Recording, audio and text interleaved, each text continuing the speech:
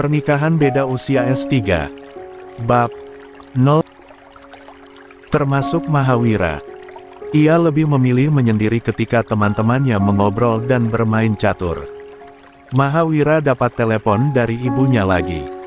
La menghembuskan nafasnya lelah.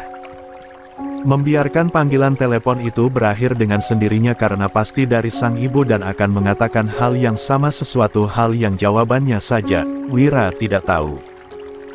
Panggilan ponsel pun berhenti namun sebuah notif masuk. Tanpa dibuka dengan masuk ke dalam aplikasi namun pesan itu bisa terbaca di layar. Pulanglah lusa. Ibu sudah bilang sama Pak Umar kalau kamu akan datang. 28. Wira tersenyum karenanya. Awalnya dia tak ingin membalas pesan dari ibunya namun akhirnya dia putuskan untuk membalasnya saja. Lusa tidak bisa Bu, ada pekerjaan. Ting.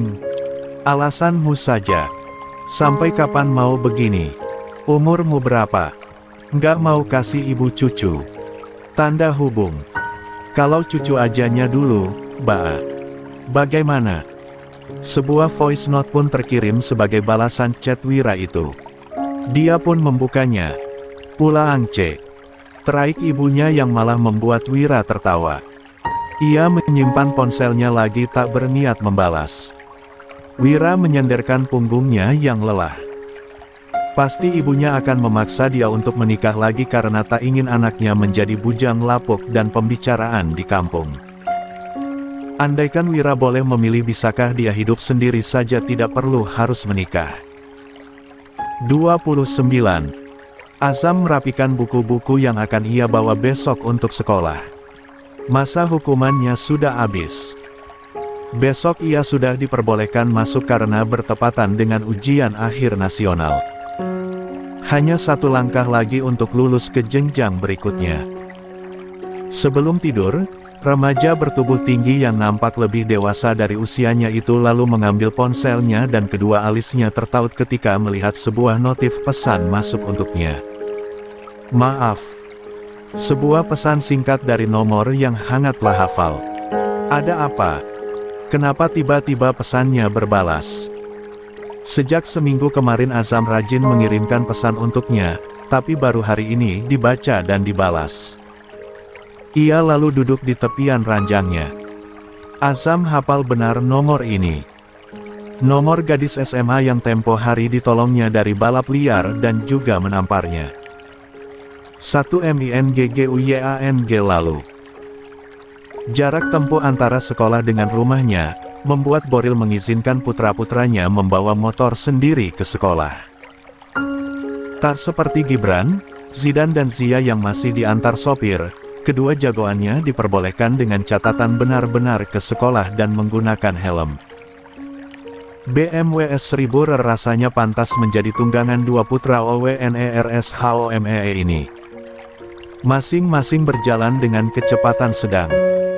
Keduanya membelah jalanan pagi kota Jakarta yang tak pernah sepi. Apalagi jika di jam berangkat sekolah berbarengan dengan aktivitas pekerjaan. Azam membelokkan motornya ke jalur memotong agar lebih cepat sampai ke sekolah dan menghindari jalan raya. Ziko pun mengikutinya dari belakang. Biasanya jalur ini sepi, hanya terlewati oleh 1-2 motor saja. Itu pun oleh warga. Namun ketika melewati sebuah jalan di mana di sampingnya terdapat lapangan besar, sepertinya tengah ada aktivitas lomba balap liar. Terlihat dari banyaknya motor-motor yang berjejer di pinggir lapangan. Agaknya juga lomba ini adalah terusan dari semalam. Karena tak biasanya lomba digelar pagi begini kan. Dua motor sport mewah masing-masing berwarna hitam dan biru itu dihadang ketika melewati jalur tersebut. Azam, bantuin gue. Ujar seorang remaja pria berambut merah yang sepertinya belum tidur sejak semalam. Kantung matanya terlihat menghitam. Keduanya pun berhenti. Membuka kaca helm mereka. Ziko berdecak kesal. Ia hafal anak SMA berambut merah tapi bukan pesulap itu. Raja balap liar. Mungkin karena ayahnya pemilik internasional skol tempatnya belajar, ia boleh mengecat rambutnya seperti itu. Yang anehnya lagi, circle pertemanan kakaknya memang ekstrim. Entah kenal dari mana. Apa sih Zoe? Kita mau sekolah nih. Minggir. Ucap Zico yang tak suka diganggu saat akan berangkat sekolah. Zoe melihat ke belakang ke arah teman-temannya. Agak ragu karena belum apa-apa sudah ditentang. 30. Zico. Udah, nyerah aja lo. Pakai minta tolong sama anak SMP.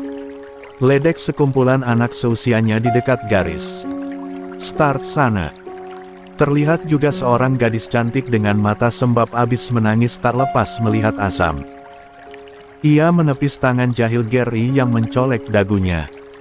Azam melihat itu tapi ia diamkan. Ia fokus lagi pada Zoe, yang kini fokus lagi melihatnya. Bro, tolong gue ya, gue butuh bantuan lo. Ucapnya dengan wajah memelas. Cek, gak malu anak SMA minta tolong sama anak SMP. Ledek Zico. Kadang 2E ini kesal dengan sikap Zico yang kadang songong meskipun lebih muda darinya. Ya, karena anak sultan saja tak ada yang berani dengannya. Terutama, Zico ini adiknya Azam. Mana ada nyali mereka kan? Tolong dong Rush. Siapa lagi yang bisa nolongin gue kalau bukan abang lo? Gue mohon kalau enggak, motor gue buat mereka. Ilo tahu sendiri kan kalau harta gue yang paling berharga ya motor gue itu. Bisa diusir dari rumah kalau motor gue hilang. Tunjuk Zoe pada CBR MotoGP Edition Apps miliknya yang terlihat mengeluarkan asap di pinggir lapangan. Zoe dan kedua temannya adu balap motor dengan kelompok yang lain. Nahas, pada putaran ketiga, motor Zoe rusak sehingga tidak bisa melanjutkan ke tahap final. Hari sudah beranjak siang pun, motor Zoe tak bisa diperbaiki. Itu si DL. Derita lo. Lo yang balapan, lo yang kalah. Kenapa minta tolongnya sama abang gue? Emabeknya lo gak sekolah. Kita sih mau sekolah. Mau cari ilmu. Bukan cari masalah. Zico menoleh pada Azam. Ayo bang, entar telat loh. Please. Azam, tolongin gue bro. Gantiin gue di balap kali ini tinggal satu putaran terakhir doang. Dari sini ke ujung jalan. Motor gue berasap karena dari semalam gaspol terus tinggal satu kali putaran doang. Kita menang. Enggak deh lo yang menang hadiahnya buat lo aja. Enggak. Bang. Gue bilangin mama nih. Lo udah kena SP dari sekolah. Jangan lagi. Zico memperingatkan.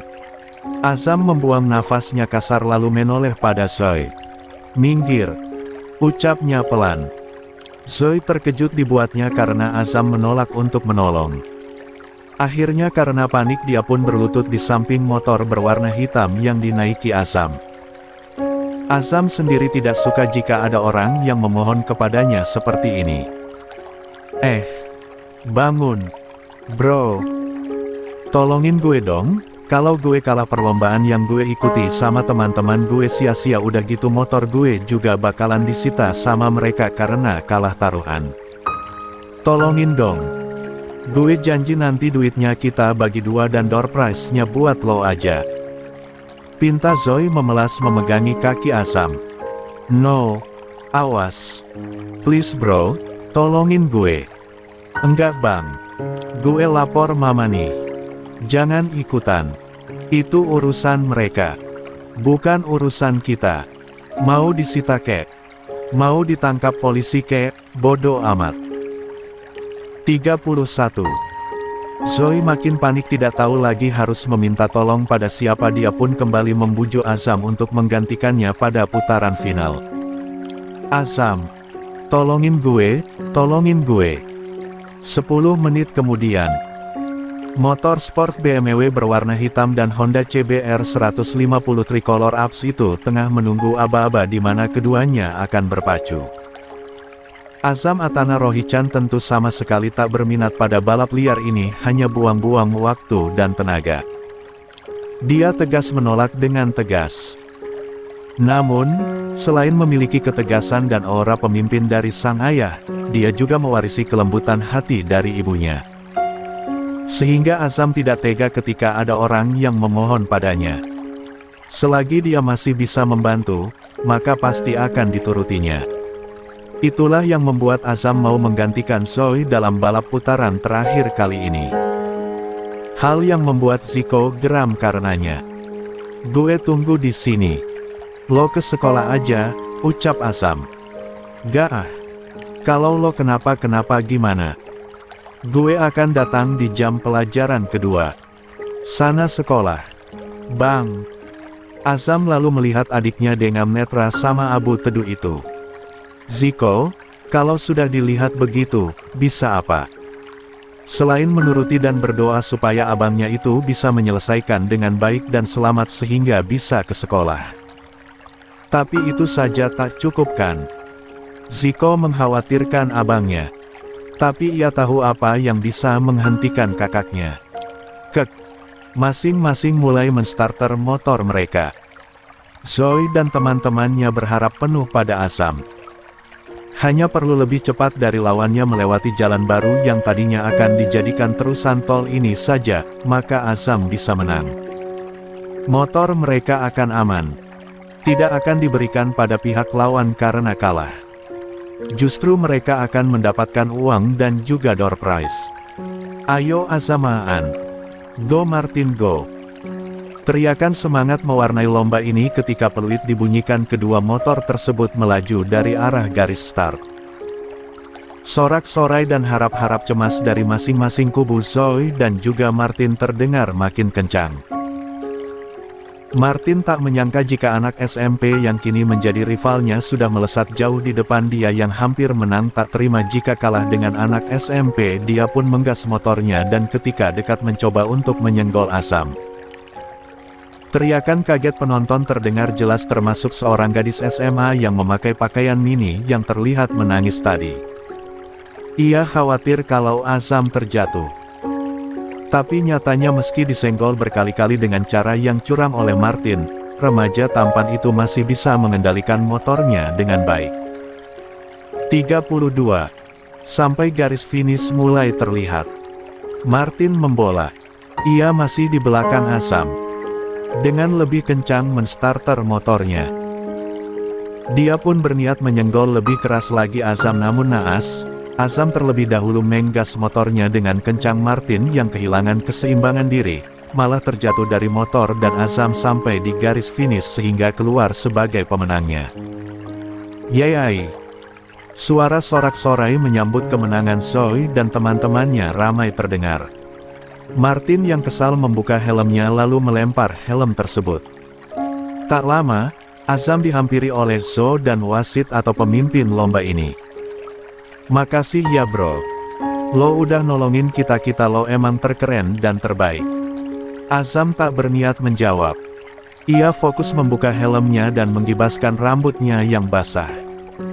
Hingga terdengar suara decak kagum penonton wanita yang terpesona pada ketampanan putra Sultan SHOME itu. "Duh, Babang Azam, udah ganteng, keren, maco banget, jago lagi. Balapannya. Lain kali kalau ada acara beginian ikut ya," ujar Hardy yang ditimpali oleh Shirley, panitianya. Begitu juga gadis berpakaian minim tadi. Shirley dan gadis itu sedari tadi tak bosan memandangi paras Azam yang hampir sempurna meski ia masih anak SMP. "Sesuai dengan janji kita tadi, uang hadiah 50 jutanya kita bagi dua. 25-nya buat lo. Sisanya kita," ucap Zoe yang diangguki oleh ketiga teman yang lain. "Ambil aja buat kalian," ucap Azam tak tertarik. Lalu memakai helmnya lagi. Sesuai dengan janji yang tak ada sang adik, dia akan datang pada mata pelajaran kedua dan segera berangkat ke sekolah sekarang. Tunggu.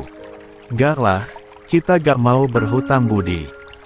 Gue gak ngutangin, jawab Azam tegas.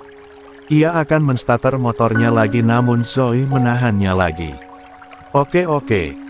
Mungkin kalau duit, berapapun jumlahnya nggak akan berarti buat lo. Tapi, door prize-nya aja deh yang buat lo. Ambil ya. Jarang-jarang ada door prize begini. Azam tak mengerti dengan apa yang dikatakan Zoe. Remaja berambut merah itu lalu tersenyum dan menarik gadis berpakaian minim tadi. Lalu didekatkan pada Azam. "Nih buat lo, Alea," ucap Zoe sambil menyebut nama gadis itu. Dengan senyum terkembang seolah memberikan sebuah barang. Gadis itu menunduk dengan wajah yang sulit diartikan. Sementara Zoe sudah mengambil uang dari Hardy dan Shirley dan mulai membagikan pada teman-temannya. Azam tanpa ekspresi melihat gadis di depannya ini. Rupanya ini yang diperebutkan oleh mereka sampai rela balap liar sejak semalam sampai pagi. Azam melihat gadis dengan dress pendek 1 jengkal di atas lutut dan bertali es-ti itu. Wajahnya cantik, rambutnya hitam ikal sepunggung. Jari jemarinya terjalin entah apa yang membuatnya gugup. "Lo, pulang aja." Alea mendongak. Dari jarak sedekat ini, ia bisa dengan jelas melihat wajah Azam yang putih makin kemerahan karena terkena cahaya matahari. Pria tertampan yang pernah dilihatnya sehingga gadis itu merona hanya dilihat intens begitu saja. "Gue tahu lo butuh uang. Minta sama Zoe bagian lo. Jangan melacurkan diri." Plak. 33. Wajah Azam tertoleh ke kiri akibat tamparan dari seorang gadis yang baru saja diselamatkannya. Ulangi, diselamatkannya. Gadis itu menatap nyalang padanya. Dia tahu ia salah demi uang berada di sini. Tapi kata-kata Azam barusan tak pantas disebutkan oleh anak SMP yang melukai hatinya. Baru saja gadis itu akan membuka mulut untuk bicara, terdengar suara ribut-ribut dari belakang. Rupanya teman-teman mereka tengah panik dan lari kocar-kacir ketika beberapa guru dan petugas keamanan kedua pihak sekolah datang dan membubarkan lomba balap liar ini.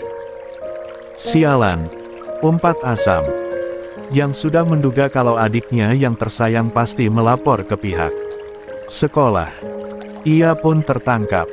Begitu juga kelompok yang lain, termasuk Alea, gadis hadiahnya. Flashback off. Buat apa? Begitu balasan pesan yang dikirimkan oleh Azam pada Alea, yang minta maaf padanya. "Ting, maaf gak balas chat kamu." Azam tersenyum membaca pesan tersebut setelah sebelumnya dia meminta nomor Alea pada Zoe. Selama 1 minggu penuh dia mengirimkan pesan permintaan maaf karena sudah berkata kasar pada Alea dan baru kali ini berbalas. "It's okay. Karena omongan gue juga." Lama tak ada balasan lagi dari Alea meski centang telah berganti biru. Saat Azam akan menaruh ponselnya untuk tidur, pesan dari Alea kembali masuk. "Thanks for saving me." Azam terkekeh karenanya. Tak membalas lagi. "Ini apa?" tanya Azam pada Zia yang membawa sekotak makanan untuk Azam. "Dari Omna. Buat abang," jawab Zia sambil mengibaskan surai coklatnya.